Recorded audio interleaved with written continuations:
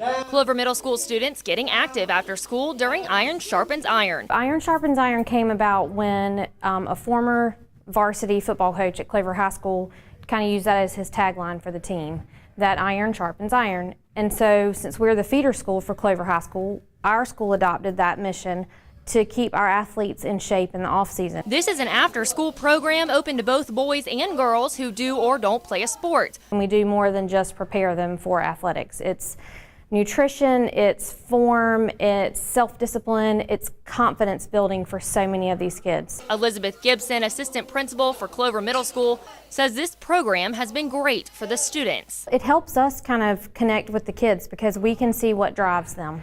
But also for her children. He's developing the self-discipline now that so many of us as adults struggle because we didn't learn these lessons early in life. And as a mom, that's great to see that kind of motivation and self-discipline from your own children, for sure.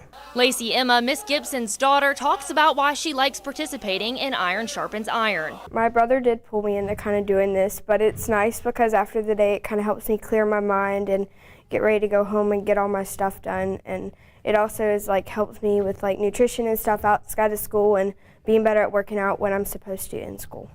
She says because of Iron Sharpens Iron, she understands now that you really have to eat healthy and be active to see results. Her favorite way to get active is? I really enjoy weights, and I think I've always enjoyed weights, but I also like to run, so it's perfect because it gets me a balance of two things I really enjoy doing. Mason McLean, a 6th grader at Clover Middle, explains why he enjoys participating in Iron Sharpens Iron. After a long day of school, you can just come here and hang out with your friends, work out for all a good cause, because who wouldn't want to be big and tough like anyone else? And he says the gym they have to work out in might be the coolest part. It's amazing because we have all these different exercises. We can do leg press, leg exercises, arm exercises, and we have cardio machines. So yeah, just a wide variety of machines to just work on even in middle school, so it's really cool. It shows on students' faces the fun they're having while working out, but none of this would be possible without Coach Kavanaugh leading the students in their workouts. I've had a few parents that they'll just come up and be like, oh, my son loves you so much, or my daughter can't get enough of you, or something like that, but I love it. It's just rewarding for me to see how much these kids get out of it. He says the students work hard, and very rarely he has to get onto a student to continue the workout. If you can form a good relationship with all the kids from day one, they put themselves out there for you. They work harder for you.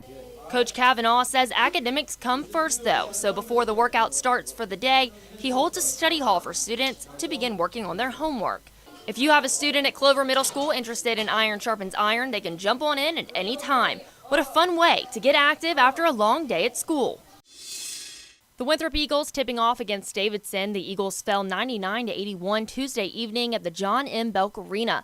Nick Smith led the Eagles with the most points at 25, including 4 rebounds and 3 assists. Over the first 4.5 minutes, there were 4 lead changes as Davidson opened the scoring with a basket inside, only to have the Eagles also score on their first possession with an Adam Pickett triple. Davidson led 51-45 as the Eagles shot 50% from the floor and Davidson shot 44%. A big part in the Wildcats' 6-point lead at halftime were the points off turnovers and the foul line. Davidson scored 15 points off 6 Winthrop turnovers and was 12 of 13 from the free throw line. Davidson scored the first 5 points of the second half to build an 11-point average. They didn't cool off the rest of the game as they shot 59% for the half, while the Eagles shot just 36%. Winthrop finished the game shooting 44%, while Davidson shot 52%. Winthrop is 4-6 all-time against Davidson and 1-11 against the Atlantic 10 Conference.